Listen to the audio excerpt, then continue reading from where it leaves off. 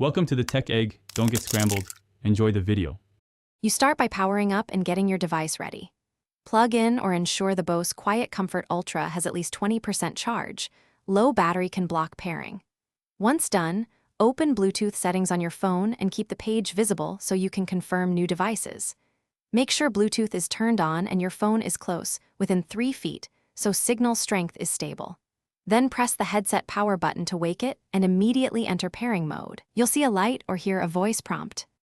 You now force the headset into pairing mode by holding the power or dedicated Bluetooth button for about 3 to 5 seconds until the LED alternates or you hear a pairing tone. Make sure the phone scans for nearby devices. Once the Bose QuietComfort Ultra appears, tap it to connect. If your phone asks to confirm pairing, accept it. Do not guess PINs. Only enter 0000 if explicitly requested. After selection, wait for confirmation. Pairing can take a few seconds because devices exchange encryption keys for a secure link. You finish by testing audio. Play a short clip to verify left and right channels and microphone behavior. Make sure volume is set on both the headset and source. Sometimes one is muted.